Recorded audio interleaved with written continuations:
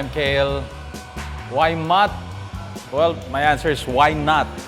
The thing I love the most about Matt is the characteristic, the look, the heritage that it has.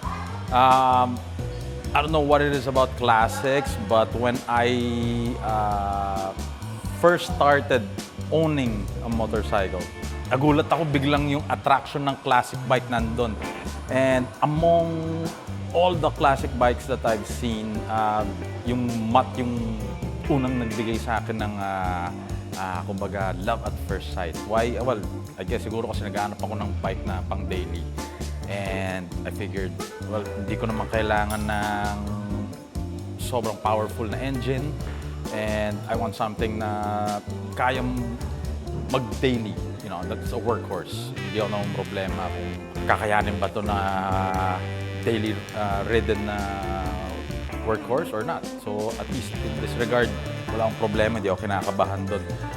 So the looks, the heritage, the style, it's there and it's a looker. Every time na nasa traffic light ako, laging nakatingin.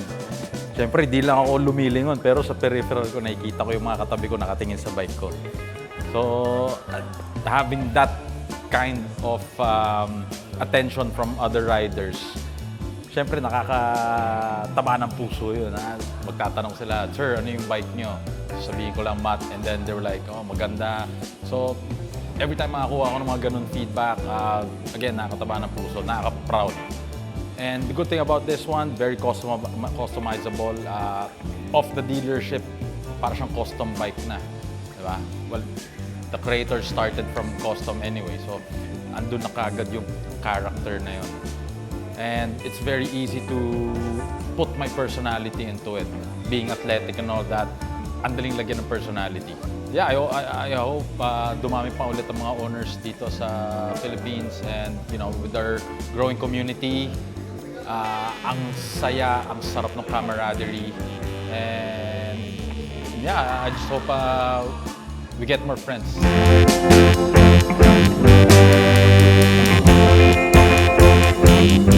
So bakit Matt Motorcycles? Kasi ang Matt Motorcycles ay ready-made na para sa mga mahilig ng custom looks na motorcycles.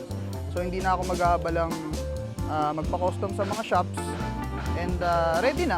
Pagkabili mo as is na. Ready to ride na.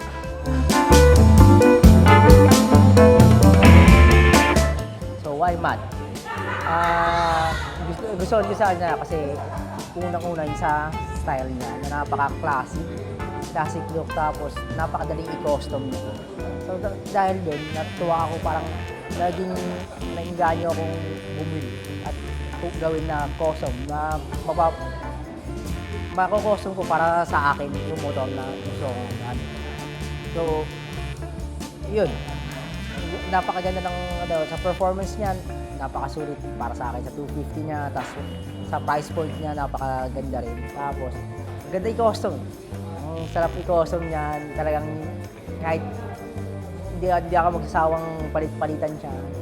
Palitan ng chassis, palitan ng mga sensor fenders, mga handlebar, napakadaling i-custom.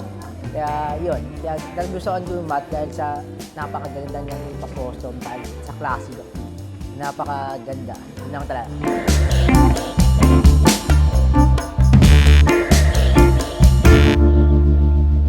Bakit Matt Motorcycle? First kasi bata pa ako, mahilig na ako sa mga build na mga motor. So meron ako mga nakita, kaya lang kailangan pa rin modify. So nung napadaan ako sa White Range, nakita ko yung bagong motor.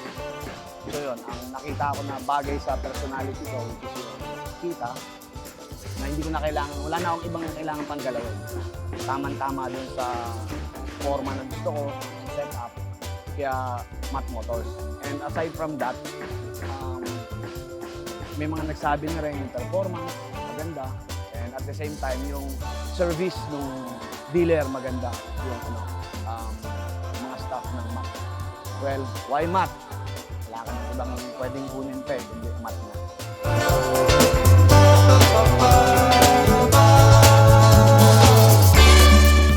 Well, I've been into classic bikes years back. My first bike was a Scrambler GT 125. It was very memorable to me. And after that, I've been searching for an affordable classic bike here in the Philippines. And there's just the appeal of a timeless classic. It never grows old. And maintenance-wise, so easy. Not much tech, just sit on it, ride it, and you're good to go. No worries, just enjoy the ride. And Mutt gives that feeling, the classic feel, the ride, the adventure, and the most important part of owning a Mutt, it's people, the owners, the culture, camaraderie. That's the best.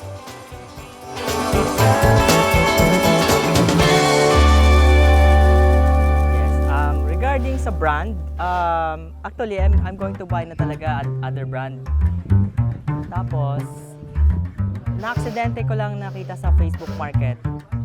Color red yung tank, then payat. Tapos, medyo dirt bike yung dating. It was, Razorback.